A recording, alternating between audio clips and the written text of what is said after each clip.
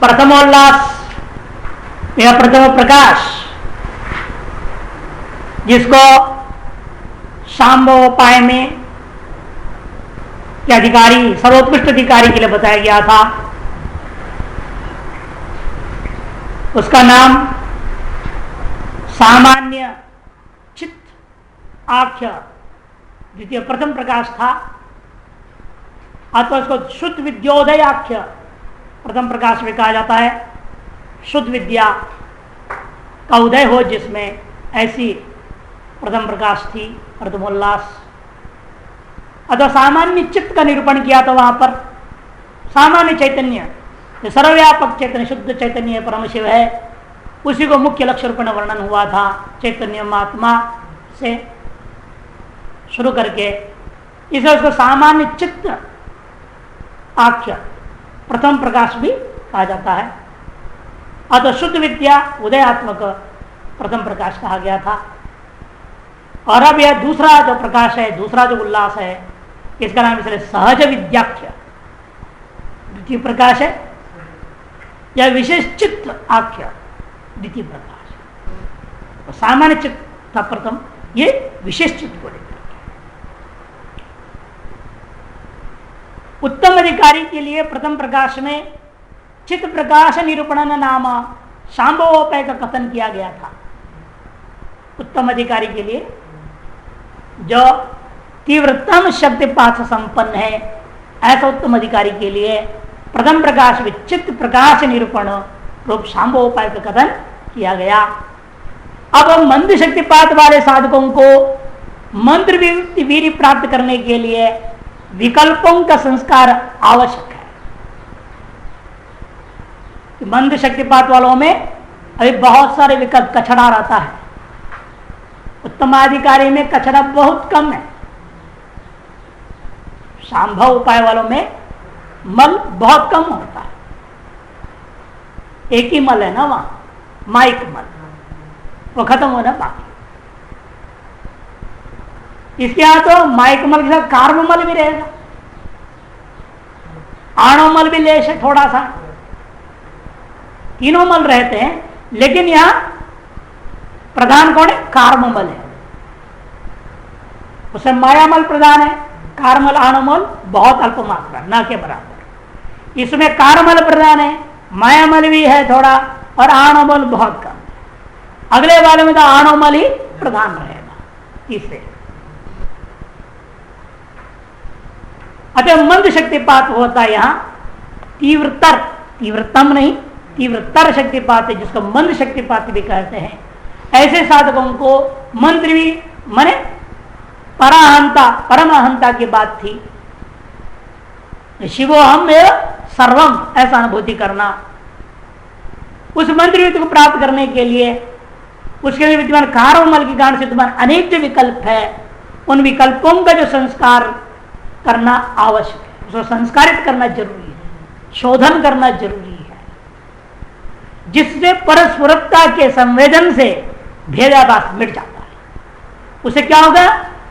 परस्परता के संवेदन से भेदाभास सदा के लिए मिट जाता है और सहज विद्या का उदय होता है।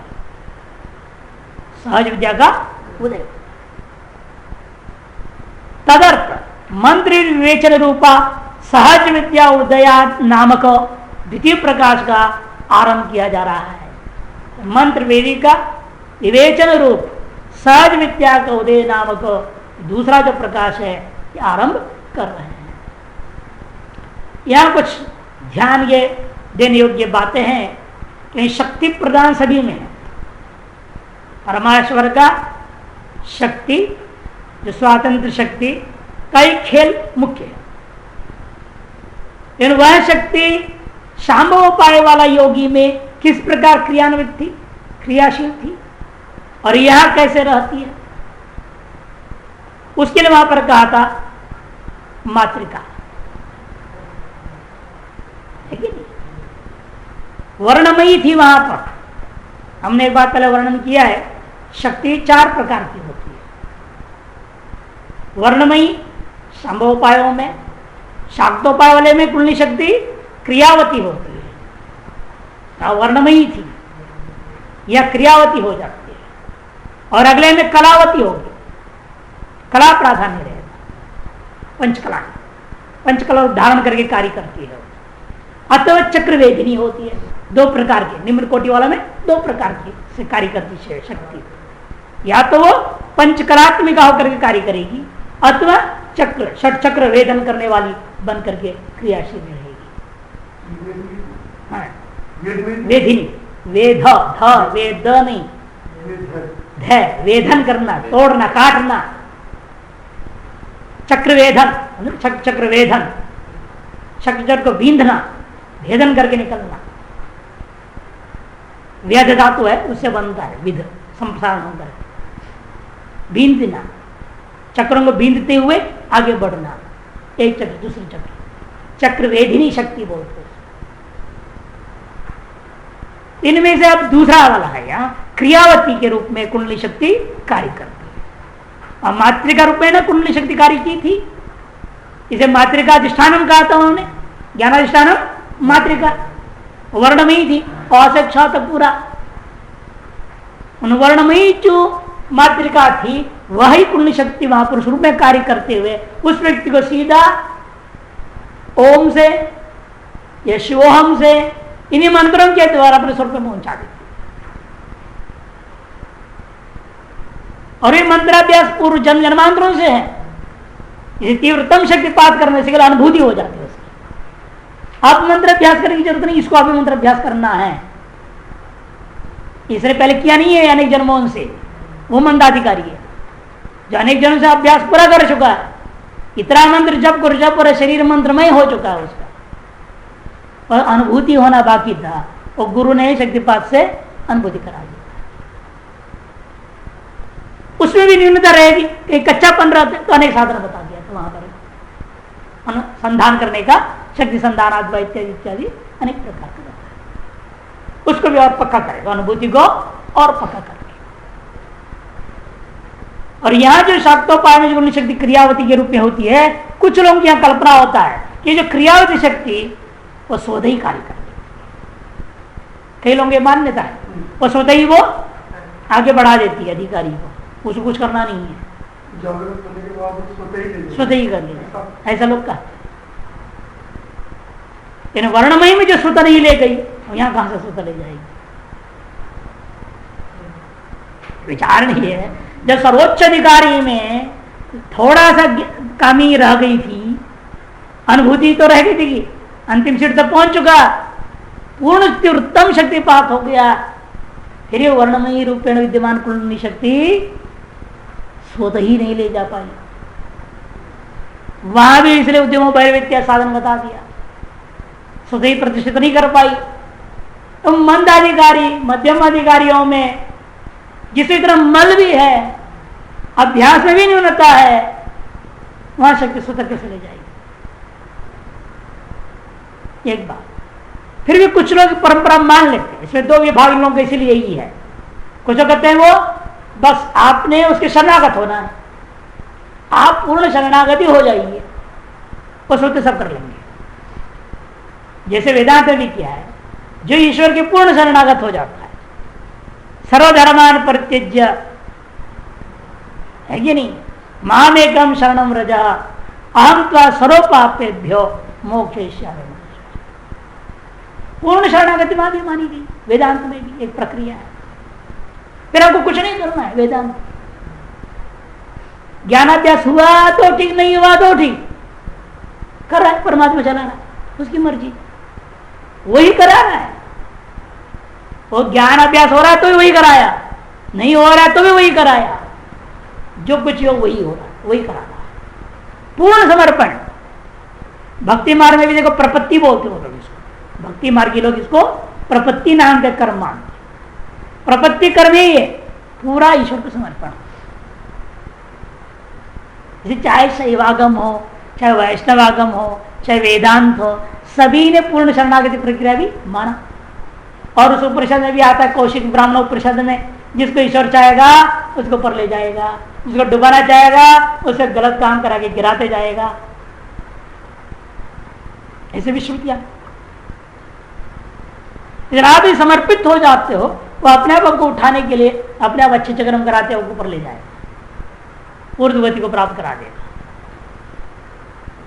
ऐसे जो मान्य उस आधार पर लोग कहते हैं आप ईश्वर समर्पण पूरा कर दो, फिर आपका साधना खत्म, आपका साधना करना ही नहीं, कुछ भी कर्तृत्व आपके अंदर नहीं रहा। अब इसका ड्राइवर कौन है? वो ईश्वर है, वही कराए, चाहे साधना कराए, चाहे भोग कराए, चाहे जो कराए, उससे आपकी मुक्ति होना है। वो अपने हिसाब से कर्मक्षय कराने भोग भी करा सकता है, रोग भी करा सकता है, कुछ भी करा सकता है आपके शरीर में, आपको कोई लेन देन नहीं उसमें। वो अपना आपकी मुक्ति के लिए जो जो भुगतान है सब भुगताते हुए आपका मार्ग अपने आप क्लियर करते जाएगा। चाहे उसका नाम ईश्वर रखो, चाहे उसका नाम शक्ति रखो, चाहे उसका नाम देवी रखो, चाहे विष्णु रखो, चाहे कृष्ण रखो, चाहे राम रखो, कुछ भी रखो, वही प्रक्रिया, उसको इनकार नहीं कर रहे। लेकिन मंद शक्तिपात वालों में ये हो गया, ये विचार नहीं से बनता। इस मतभेद आता है, कुछ लोग कहते हैं यहां ऐसा ही होता है, कहेंगे गुरु ने मंत्र दे दिया, अब उसको कुछ मतलब भी नहीं, मंत्र पकड़ लिया उसने, मंत्री गुरु है, मंत्री शक्ति है, मंत्री भगवान है, मंत्री सब कुछ, मंत्री आत्मा परमात्मा सब, और मंत्र इसलिए गोपनीय है, वो छिपाएगा, किसी को बताएगा नहीं गुरु ने क्या मंत्र दिया। जिसने बता दिया उसको बेड़ा गर्क। जो गोपनीय चीज को गोपन नहीं कर सकता उसका तो नाश ही होगा। भाई आदमी अपने शरीर के भी कुछ गुप्तांग है, उनको छिपा के रखता है, नहीं तो नंगा हो तो नागा है, नागा हो गया तो क्या है। हर चीज की एक व्यवस्था बनी हुई है ना, गोपनीय वस्तु को गुप्त वस्तु को गुप्त रखना ही में ही शोभा है। मंत्र को भी गुप्त रखना है, इसलिए मंत्र धातु क्या है? मत्री, मत्री गुप्त परिभाषा ने धातु है। ईतोनुम दासुनुम हो गया, मंत्र बना, गुप्त रखो और निरंतर उच्चारण मानस रूप से या उपांश रूप से वाचिक रूप से करो, परिभाषण करना निरंतर, उसको जपते रहना, गुप्त रखते हुए जपते रहने का नाम मंत्र। और मरणात् त्राणाच, मन धातु और त्रिंग पालने धातु, दोनों धातु, मरणात् त्राणाच मंत्र, ये भी पहले उस मंत्र के अर्थ ज्ञान का मनन किया, चिंतन करता है, और जब करने से वो उसकी रक्षा भी करता है। मंत्र आपका पूरा रक्षा करेगा, मंत्र आपके लिए कवच बन जाएगा। इसे जितने भी मंत्र है उनका कवच में पाठ होता है। गायत्री का भी कवच है, पंचाक्षरी कवच है, सबके कवच है, पंचदशाक्षरी का कवच है। श्री विद्या का पंचदशाक्षरी मंत्र का भी कवच है, हमने उसे टाइप किया, वो उसमें जो दिया था उसमें है कवच श्री विद्या का। मैंने हर मंत्र का एक कवच भी होते हैं, क्या अंत मंत्र ही आपके कवच का कार्य कर देगा, रक्षा कर देगा, हर तरह की समस्या आपत्ति सब चीजों से मुक्त कर देगा, सबसे बचाते हुए आपको लक्ष्य की ओर ले जाएगा। इसे उसका नाम मंत्र है, मननात् प्राणाच्च मंत्र। तो क्रिया शक्ति पीठ और आधार रूपी नहीं होती है, इसलिए हम लोग यहां मूलाधार से शुरू होता है। क्रिया शक्ति का मूलाधार बोलते हैं उसको। हमेशा क्रिया शक्ति कोई ना कोई पीठ या आधार को लेकर चलती है, लेकिन ज्ञान शक्ति साक्षात कुंडलिनी है। ज्ञान शक्ति साक्षात कुंडलिनी है। यह बात भावनोपनिषद में विस्तार आप देखे ना, विस्तार बताया भावनोपनिषद कि उनका कहना है जब तक क्रिया शक्ति और ज्ञान शक्ति का सम्यक समन्वय नहीं होता तब तक मंत्र का वास्तव उद्धार ही नहीं होगा। मंत्रोद्धार करना, मंत्र का शुद्धिकरण करना है। लोग भी क्या मंत्र क्या करते, गो देते हैं तो कैसे देते हैं, क्या लेकर कान में फूंक दिया इतने से नहीं होता है ना, माला में उसको जापते हैं, एक माला जप देते गुरु। और जपने में एक तरीका है, किस तरह से, पहले माला को शुद्ध करना पड़ता है। पहले माला को शुद्ध करने के लिए मंत्र अलग है, माला की पूजा होती है, माला शुद्धि का, माला है ना जो जापते हैं उसकी शुद्धिकरण की प्रक्रिया है। हवन भी करना पड़ता है। 9 पुटल वाला पीपल के पत्ते के 9 जो है पत्तों को रख करके इस तरह से कटोरी से बना के उसमें रख करके उसकी पूजा हो रहा होता है, हाथ में रख करके माला का शुद्धिकरण। फिर हवन किया जाएगा, हवन के धुआं में उसको घुमाया जाएगा, उसमें भी जपा जाता है माला मंत्र का। इसलिए माला को शुद्ध पहले करना है। फिर अक्षरों से अम नमः, आम नमः, इम नमः, ओम इम नमः, ओम नमः, ओम नमः ऐसा बोलते हुए पूरा 56 अक्षर है हमारे यहाँ। 56 तो गुणा 112, 108 होता है आपकी। दोबारा जब दोहराएंगे कुछ अक्षर छोड़ने पड़ते हैं, ये रहस्य यहाँ। 108 करना है, 4 छोड़ना है हमने, किन 4 को छोड़ा जाएगा, ये रहस्य है। उस रहस्य के साथ 108 से वो आप जाप कर देंगे तो बीज से अ से क्ष तक का जो बीज है, इन बीजों के द्वारा माला की शुद्धि की जाती है। फिर जो मंत्र देना है शिष्य को, जिसको उसमें जपनी है उसने, उस मंत्र को उसमें जपा जाता है। अब वो माला तब शिष्य को देंगे। उस माला को इसलिए छुपा कर रखना है गोमुखी में, कभी किसी को दिखाना नहीं, किसी के हाथ में देना नहीं, कि दूसरे का स्पर्श से गुरु ने जो दूसरे आधान किया है शक्ति वो नष्ट हो जाए। दूसरे का दृष्टि से भी नष्ट हो सकता है। कोई कुदृष्टि से देख लिया, अरे तो बढ़िया जप रहा है भाई, बस हो गया, तो भेड़ा गर्क हो जाएगा, आपका जब का फल नहीं मिलने वाला। इसलिए क्या है, उसका कभी देखने भी नहीं देना, स्पर्श भी नहीं करने देना। उसको जब माला को गुप्त रखनी है तो मंत्र को गुप्त रखना ही है। अभिमंत्रित माला को इतने गुप्त करने का, फिर मंत्र तो सोच लो कितना गुप्त रखना पड़ेगा। स्वप्न में भी किसी को नहीं बताना है, जागृत में भूल जाओ। हाँ तो बकवास है, बकवास। ये कोई मंत्र दीक्षा थोड़ी है।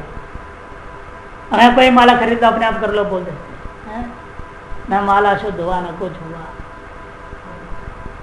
क्या फल होगा उस मंत्र दीक्षा का? वो भी प्रक्रिया है। उत्तम अधिकारी का बात है, वो तो उसको स्वतः बात गुरु जानता है इसका क्या मंत्र है, लेकिन वो बोलेगा नहीं। वो अपनी इंजेक्शन से काम कर दिया ना, उसे उसके स्फूर्त तो उसको अनुभव होने लग गया, तो उसका मालूम है क्या मंत्र अंदर अनुभव उसके हो रहा है, उच्चारण चल रहा है, उसको लेके चलेगा वो। और जिसको नहीं हो सकता है, आप शक्ति पार करने पर तो होगा नहीं ना। क्यों पहले बोल दिया, इसमें कार्ममल भी है, ये इतने उच्च अधिकारी नहीं है कि जो शक्तिपात करने से उसको सब स्मरण हो जाए, सब अनुभूति हो जाए, सब काम हो जाए। उसमें माला की जरूरत नहीं, किसी जरूरत नहीं, वो तो पहले हो चुकी है, किसी जन्म में सब कर चुके हैं, हो चुका है। जो मंदाधिकारी मध्यम अधिकारी की बात ही चल रहा है। मंद शक्तिपात मध्यम अधिकारी है, मंद शक्तिपात यहां हम कहते इसको तीव्रतर शक्तिपात। वो पहले वाला उत्तम अधिकारी था, तीव्रतम शक्तिपात थी। ये मध्यम अधिकारी है, तीव्रतर शक्तिपात है। और आना वाला तीव्र शक्तिपात, तीव्र, तीव्रतर, तीव्रतम ये था। अथवा वहां था तीव्र शक्तिपात, मंद शक्तिपात, अति मंद शक्तिपात, ऐसे भी कुछ लोग कहते हैं, शब्दावली प्रयोग होता है। इसे चित्त के द्वारा अर्थ चिंतन रहित न करते हुए, बल्कि चित्त के द्वारा अर्थ चिंतन सहित मंत्र का जपना, इसको कहते हैं मननात् त्राणात् मंत्र। दूसरे व्युत्पत्ति, दो ही व्युत्पत्ति से मंत्र शब्द बनता है व्याकरण के अनुसार, व्याकरण से बना रहे हैं। मननात् त्राणात् मंत्र, मननात् का मन हो गया, मन, और त्रय पालने धातु का, त्राणात् त्रायते इति त्रा, मननात् मन, मन और त्र मंत्र, ये बन गया। और दूसरा है मत्री, गुप्त भाषण धातु से, मंत्र इति मंत्र। आगे क्या आएगा देखिए और भी विस्तार होते हैं। अतएव अर्चिंतन से मंत्र का जप करने से मंत्र वास्तव में वीर्यवान होता है, तो ये मंत्र वीर्य कहा जाता है, तभी मंत्र वीर्यवान होगा। नहीं तो तोता सराटा रट रहे हैं आप, बड़ बड़ बड़ बड़ बड़ बोले जा रहे हैं मुंह से, केवल फायदा कुछ नहीं उसका। अर्थ चिंतन सहित यदि मंत्र को हम जप करते हैं तभी वह मंत्र वीर्यवान बनता है। अर्थात वह मंत्र हमारा जीवन का लक्ष्य होता है, जो शिवहम अनुभूति है, हम ब्रह्मास्म अनुभूति है, उसकी ओर वो मंत्र हमको ले जाए। चाहे कोई भी मंत्र हो, हर मंत्र का सामर्थ्य यही अंततोगत्व वास्तव में अहम ब्रह्मास्मि का अनुभूति करना, शिवम का अनुभूति कराना ही उसका मुख्य लक्ष्य है। कोई भी मंत्र, क्यों? सारे मंत्र क्या है? चित्तम मंत्र। वास्तव में प्रत्येक मंत्र ये चित्त ही है, क्योंकि पूर्वोक्त क्रम से आत्मा की सर्वज्ञान क्रियावत्ता रूपी स्वतंत्रता जो शिवता है, पूर्वोक्त क्रम से आत्मा की जो सर्वज्ञान क्रियावत्ता रूपी स्वतंत्रता जो शिवता है, उसको उपादन किया गया है पूर्वोक्त और प्रथम प्रकाश में। वह मंत्रवीर जिस प्रकार है वह भी कहा गया। वह मंत्र भी क्या है? पूर्ण अहंतारूपा था, पूर्ण स्फुरण था, क्योंकि महारणानुसंधान जो स्वस्वरूप विमर्श है उसी को मंत्रवीर्य कहा गया था। अब कहते हैं वह कौन मंत्र है जिसका सभी मंत्रों में अभिन्न वीर्य? वह कौन मंत्र है जिसका वीर्य सभी मंत्रों में अभिन्न रूप से रहता है? ऐसा कौन सा मंत्र है जिसका वीर्य सभी मंत्रों में अभिन्न रूप से रहता है? मूल क्या है सकल मंत्रों का?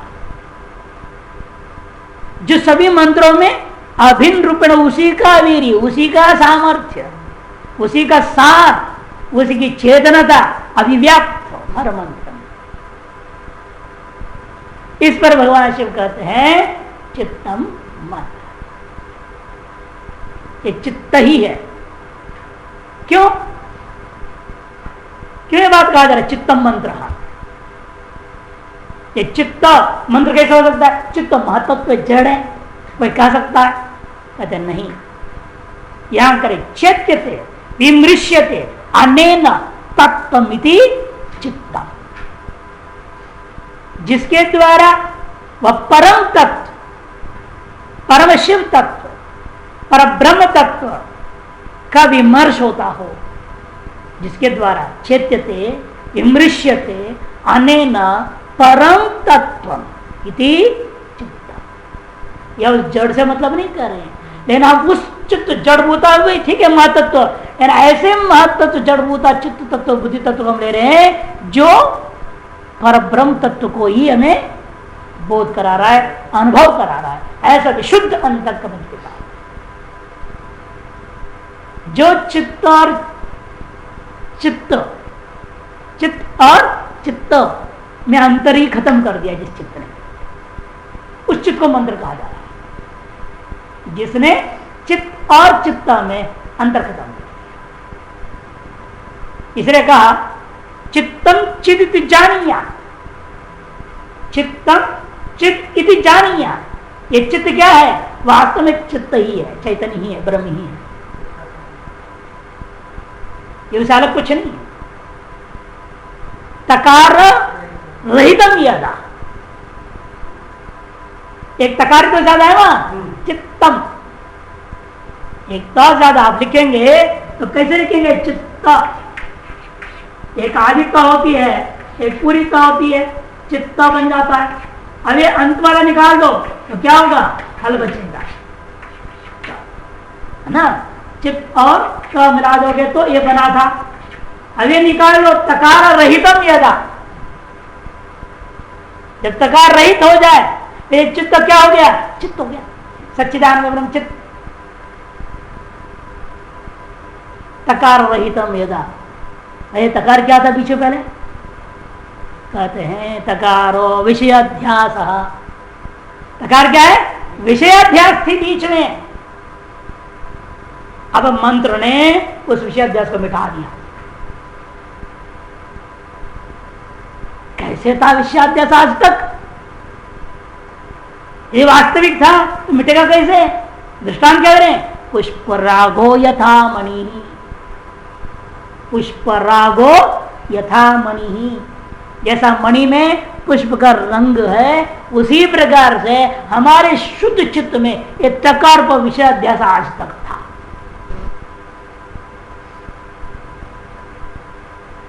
जब तकार पर विषयाध्यास हट गया, जैसे पुष्प को हटा दो, उपाधि को हटाओ, तो मणि स्वच्छ। इसे विषयाध्यास रूपता को हटा दिया चित्त से तो अपने आप चित्त चित्त हो गया, नहीं हुआ। वह चित्त जिसके सामर्थ्य कि अपने अंदर विद्यमान तकार रूपी विषयाध्यास को दूर कर लिया और अपने वास्तविक रूप क्या चिद रूपता को अनुभव कर लिया है, वह चित्तम ही मंत्र। आगे कहते देखिए, इसलिए पहले प्रकरण में संविद रूप महारथ के निभालन से मंत्रवीर पूर्णहंता का अनुभव होता है।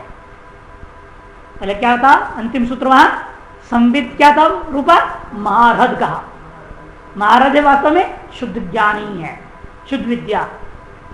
उसके निभालन, उसके चिंतन मनन अनुसंधान करने से है ना, महारथानुसंधाना मंत्रवीरी का अनुभव हुआ, पूर्ण अहंता का अनुभव होता है, ऐसा कहा गया।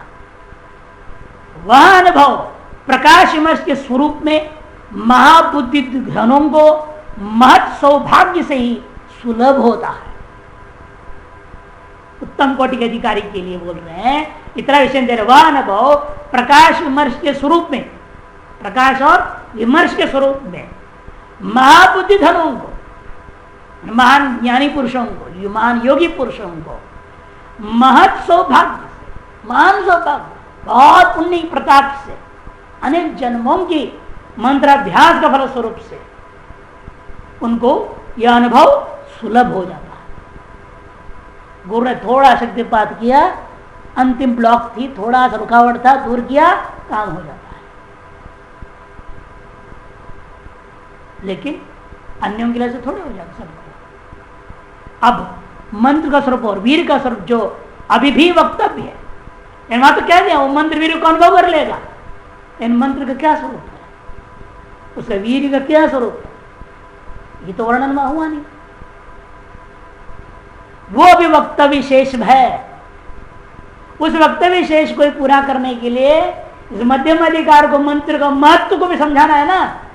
अरे मंत्र ऐसी चीज है जो दुनिया में तुम्हें सुन रखा है पारसमणि, उस पारसमणि से भी महान है, चिंतामणि से भी महान है, कामधेनु से भी महान है, कल्प वृक्ष से भी महान है। ये बुद्धि में कैसे बैठाए शिष्य का, जब तक बैठेगा नहीं वो मंत्र का सही सही प्रयोग नहीं कर पाएगा। इसलिए मंत्र का वास्तविक स्वरूप बताना जरूरी है। ये शब्द नहीं मंत्र वास्तव जो बोला जा रहा है, दो चार शब्द बोलो नमः शिवाय, ये शब्द नहीं वास्तव में, शब्द का पीछे एक मूल जो रहस्य तत्व है जिसको वास्तव में हम मंत्र कहते हैं। ये मंत्र नहीं है, ये तो केवल मंत्र का स्थूल शरीर है, मंत्र का स्थूल शरीर है, सूक्ष्म में नहीं, मंत्र का स्थूल शरीर।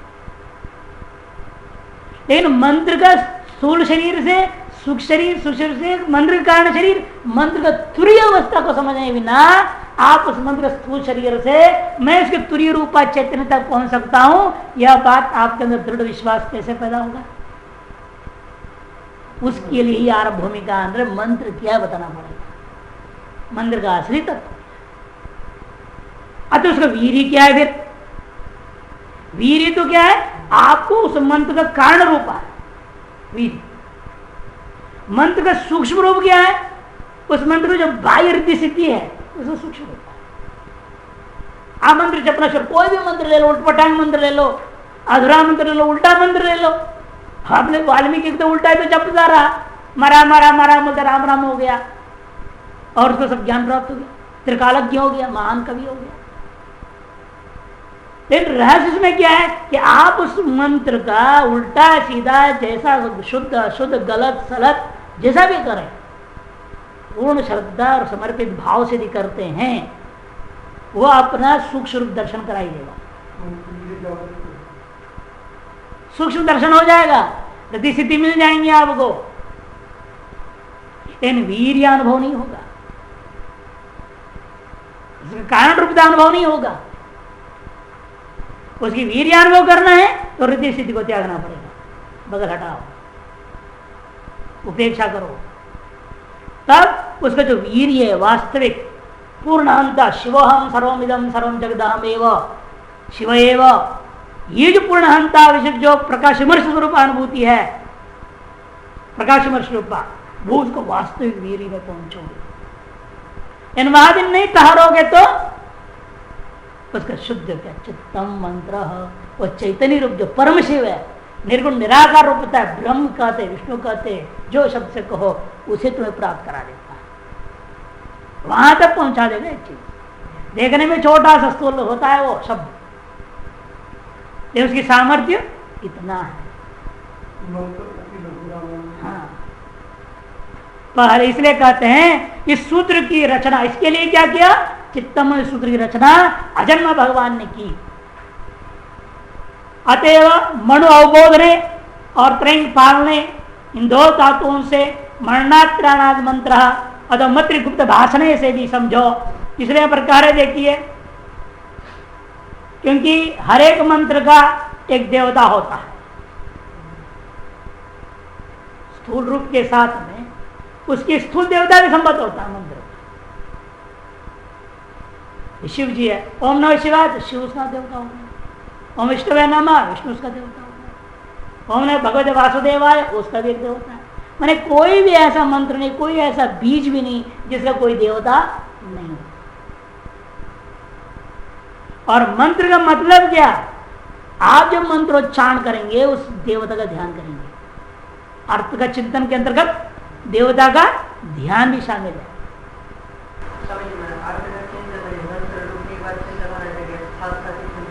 वो साथ साथ अभ्यास करने, पहले तो आप एक बार मंत्र बोलो और चिंतन करो, पहले तो ऐसा ही होगा, एक साथ तो कर नहीं पाएगा।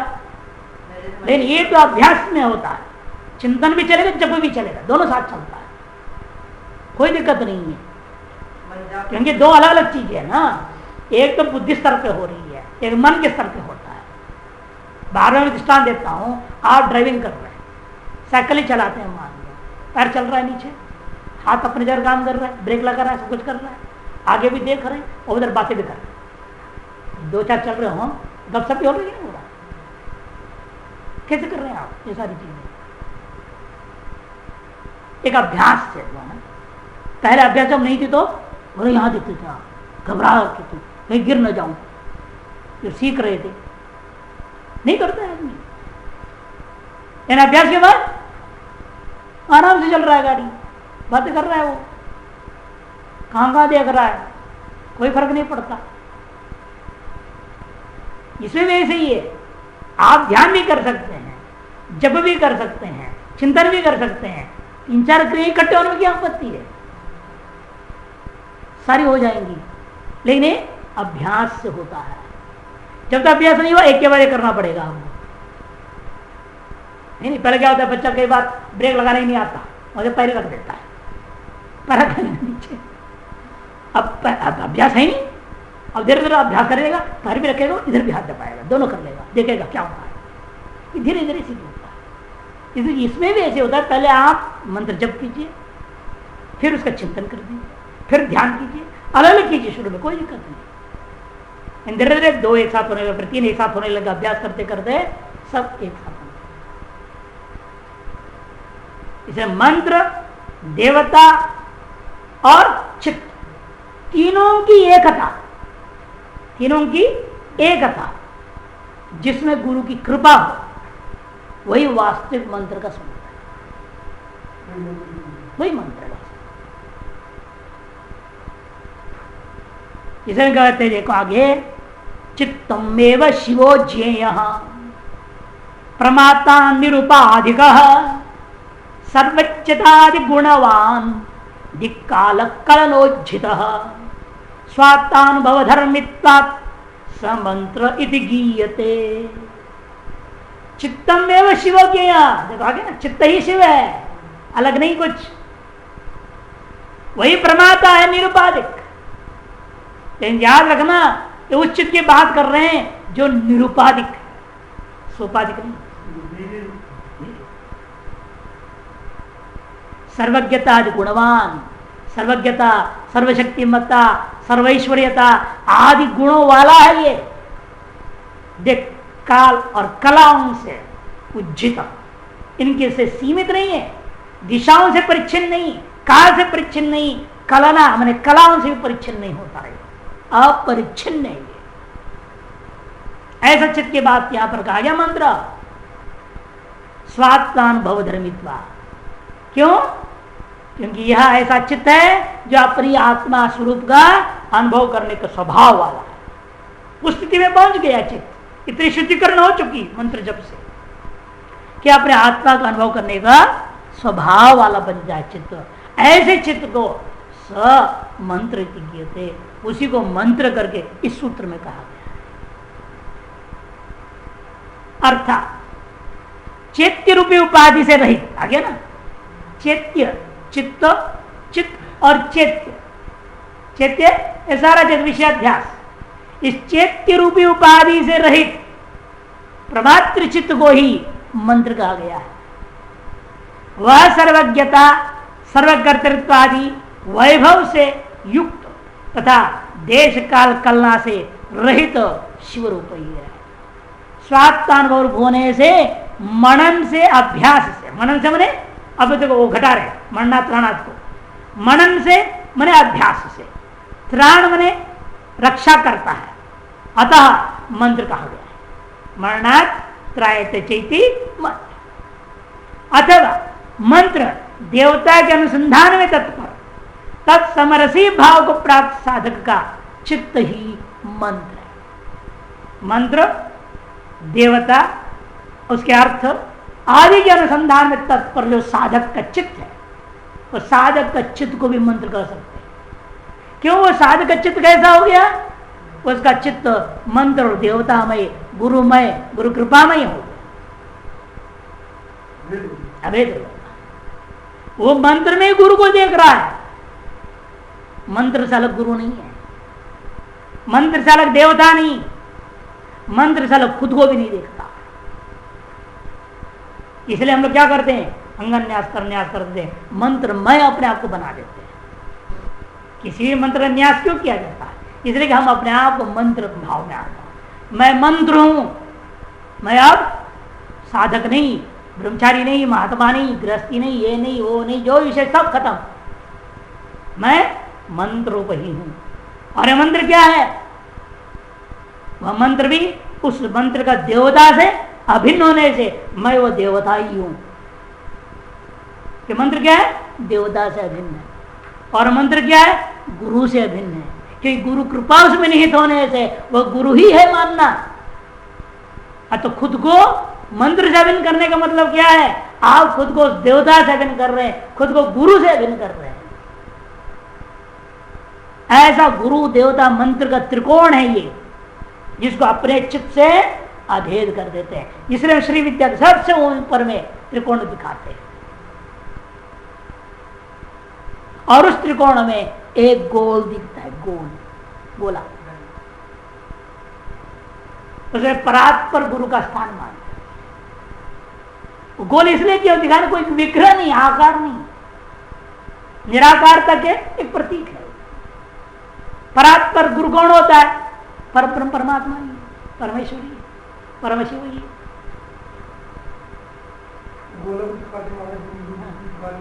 वो बिंदु ही गोल है, वो तो फोटो में बिंदु दिखेगा आपको, ऊपर से जो फोटो खींचोगे तो बिंदु दिखेगा गोल। आप पृष्ठ वाला देखो ना, जो तैयार बना हुआ उसे गोल बना, बिंदु नहीं होती है। चक्र चक्र बना ना, जैसा आपने पंखुड़ी में बनाया ऊंचा हो, देखो आप मेरु पृष्ठ जिसको बोलते हैं, मेरु पृष्ठ आप देखो तब ऊपर एक गोला बनता है। निराकार ब्रह्म का प्रतीक है। वो त्रिकोण में, वो त्रिकोण में एक में गुरु हो गया, एक में देवताओं के कोण में, तीसरा मंत्र हुआ। मंत्र दे तो गुरुवात्मक त्रिकोणात्मक इस चीज को स्व से अभिन्न करने से खुद भी मंत्रमय, देवतामय, गुरुमय हो जाता है। अतएव अपने आप को समय बिल्कुल रक्षा करनी पड़ती है, सब सुरक्षित करना पड़ता है। किसी को अंदर में आने नहीं देते हैं, दूर रहो भाई, बंद दरवाजा। इसे का भजन अकेले में होता है, इसलिए कहा नहीं, खुले में थोड़ी होता है, वो तो अकेले में होता है। क्योंकि वहां उस वातावरण में किसी अन्य के किसी प्रकार की वृत्ति, किसी प्रकार का जो है हवा लगनी ही नहीं चाहिए। तभी अनुभूति हो सकती है। इसे प्राप्त साधक का चित्त ही मंत्र है। देवता से समरसी भाव हो गया, मंत्र से समरसी भाव हो गया, गुरु से समरस भाव को प्राप्त कर गया। ऐसे साधक का जो चित्त की स्थिति है, उस स्थिति का नाम ही मंत्र। चैतन्य चित्त महातत्व पर प्रकाशित आत्मा का एक तरह से प्रकाश। चित्त महतत्व पर प्रकाशित आत्मा का प्रकाश को ही हम यहां चैतन्य कह सकते। वह चैतन्य ही जब सोपाधिक हुआ उसका नाम चित्त था, जब विषयाध्यास थी तो उसका नाम चित्त था, और उसको हटा तो साक्षात चैतन्य हुआ, जो शुरू में कहा था चैतन्यम आत्मा।